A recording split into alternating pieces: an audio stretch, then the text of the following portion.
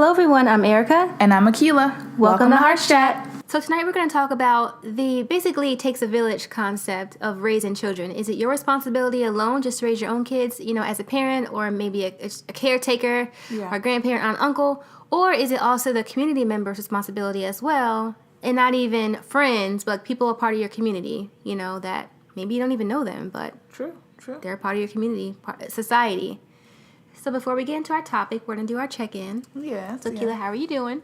I'm doing very well. I didn't talk about this last time, but like a few weeks ago, I had Friendsgiving at one of my friends' house. Mm-hmm. And I hadn't seen a bunch of them in a while. And introduced them to my new boyfriend. So,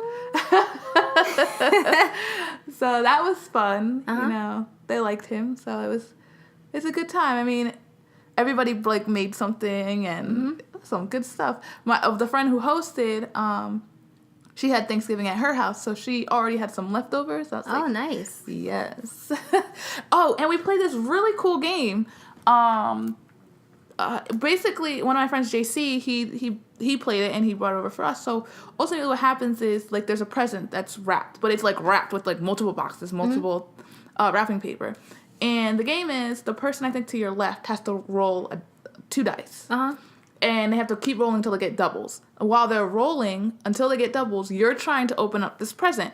Catch is, you have to put on the Santa hat and put on these oven mitts and open the present. Oh. So it's how do you open a present with oven mitts? So it's takes a while. So once a person gets double, you have to pass it to the next person. They have to put on the hat and they put the gloves and then they can open it. Mm-hmm. So the person who opens the gift last gets to keep it. Mm-hmm. And the gift was a $50 Visa card.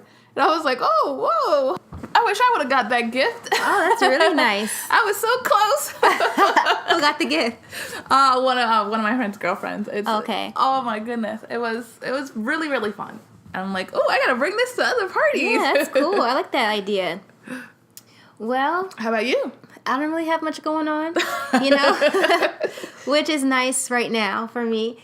But I will say, you just reminded me, speaking of games, there's this new game I've been playing on my phone. Because, I don't keep a lot of stuff on my phone, a lot of apps. I kind of just keep it, because we do a lot of stuff on our phones. Yeah. So I don't have any games on my phone. Okay. And my mom showed me this game. It's called Bold Moves. And I think it's by Oprah. It's a game. I was like, Oprah has games? So Oprah has everything. Yeah, she does. I was like, oh my gosh. But it's really fun. And it's kind of reminds you of Candy Crush. You have to kind of match the little jewels and make them disappear. Yeah. But once you match everything, there's a puzzle you have to solve. And there's different sections, and it's aspirations, gratitude, all these different things. And you solve the puzzle, and it's a nice quote. And I was like, wow. And it's all of Oprah's favorite quotes that she has on the game. That's pretty cool. Yeah, this is a nice game. It's a game with a positive spin. Yeah. It's uplifting. So I enjoy that game. So there you go. Just throw that out there. I don't really have much going on, but that's something. Okay, so moving on to our topic for tonight. So what do you think? Is it, because we've heard the term, it takes a village, and I do think it's so nice when you can have your parents and your aunts and uncles and family friends and people, that when stuff's going on or you want to hang out, that you can go to their house and they've got kids you can hang out with, or you can talk to this other adult about something. Yeah. Just having a lot of love and support around, you can't go wrong with that. Not at all. I think it's extremely important. I think, looking back in the day, as, our parents would say, it was the family, but it was also the neighborhood. And I feel like neighbors were much closer back then. Yeah. But so I feel like kids are still going to do what they're going to do, but they also know that if Miss So-and-so down the road sees me, I'm going to get hit. It wasn't a disrespect towards the neighbors and things like that that you sometimes get nowadays. You're not my mom, you're not my dad. Let you say that back in the day. Oh, now you're gonna get a whooping from them, and then a whooping from your mom, your parents, and then whoever else is there. So I think it kind of helped kids know that you could try it, but if you might get caught, and helps provide that extra support when the parents might not be around. And I feel like we need that even more now, since both parents are always working, right? Because ultimately you have to, and kids are more on their own. So, I think as a good Samaritan, it is community members' responsibility. If you see a kid, you know it's someone's kid, out doing something or they're in need, I think it's our responsibility to say something, just as a good Samaritan. But I do get that kids are a different breed this day. And so are parents. Parents are a different breed this day. Because they'll be like, why are you talking to my child? My child didn't do that, this and that. Yeah. So. But there are some kids who...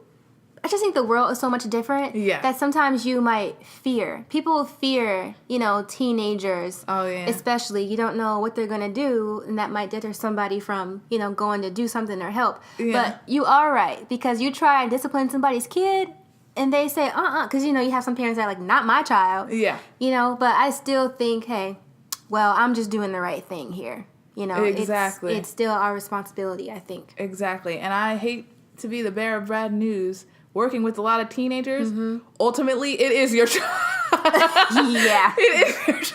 It is your child. It's your baby. It's your child, and your child is doing these things. There's many cases where it's not. Like, that's wrong person, wrong place. But for teenagers are doing more than parents want to believe. So much more.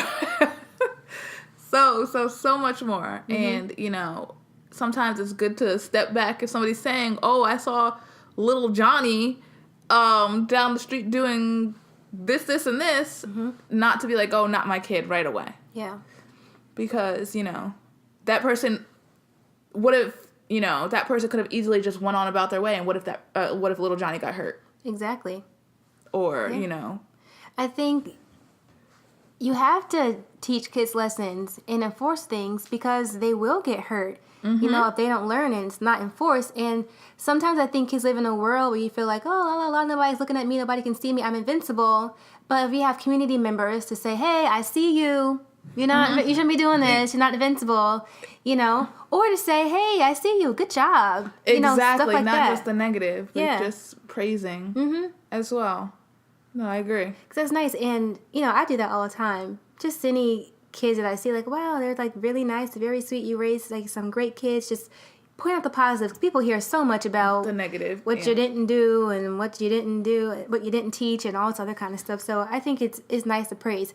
There is this kid working in Wawa that I saw, and he just works there in the summer. He's like a teenager or something, and he's always like, outspoken and saying things because, at work, we all go there. We've all interacted with him. When you mentioned, we know who you're talking about. Yep. And sometimes he might be a little weird, a little strange, but I always give him a positive reaction or a positive interaction because, like, he's a kid and you want to encourage, like, it's nice that you're a little strange, you live outside the box, but it's nice that you're talking and, communicating with people. Yeah, communicating with people. So...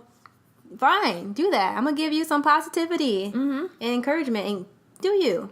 Exactly. And, and that's the other thing that can happen. You can stunt the growth if it's not positive. Yeah. It's like you can turn that kid from this outspoken, sweet, genuine kid to someone who just doesn't.